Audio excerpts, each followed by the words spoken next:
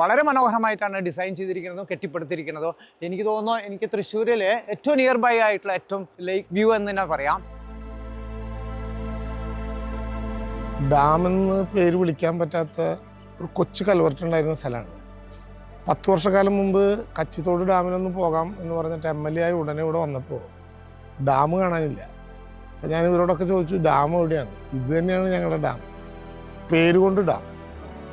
അങ്ങനെയാണ് 5 കോടി രൂപ MLAക്ക് നിർദ്ദേശിക്കാവുന്നൊരു പദ്ധതിയിൽപ്പെടുത്തി ബഡ്ജറ്റിൽ 20% തുക മാറ്റിവെച്ചുകൊണ്ട് ഇങ്ങനെ ഒരു നവീകരണത്തിന് ആലോചിച്ചത്.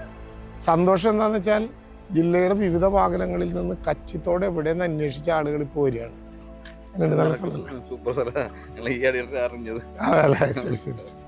സൈക്കിളും കൊണ്ട് രാവിലെ ആളുകൾ വരും, എന്നിട്ടൊന്ന് നടക്കും, എന്നിട്ട് സൈക്കിളും കൊണ്ട് തിരിച്ചു പോകും. ഞങ്ങൾ നേരത്തെ എല്ലാവരുടെയും നിർദ്ദേശപ്രകാരം ഇവിടെ നടക്കാൻ വരുന്നവരുടെയൊക്കെ ഒരു കൂട്ടായ്മ സംഘടിപ്പിച്ചു.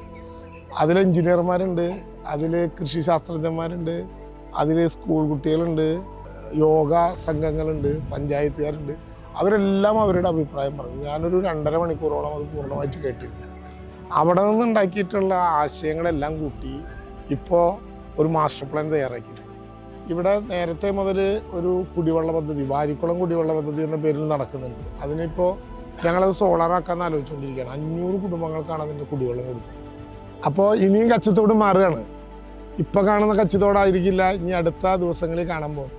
തകർന്നു കിടന്നിരുന്ന ഒരു കേന്ദ്രം എങ്ങനെയാണ് ഒരു പഞ്ചായത്തിൻ്റെ അഭിമാനകരമായിട്ടുള്ള കേന്ദ്രമായി മാറുക എന്ന് തെളിയിക്കാനും പഠിക്കാനും വരാൻ പറ്റുന്ന ഒരു പാഠപുസ്തകമാണ് കച്ചിത്തോട്.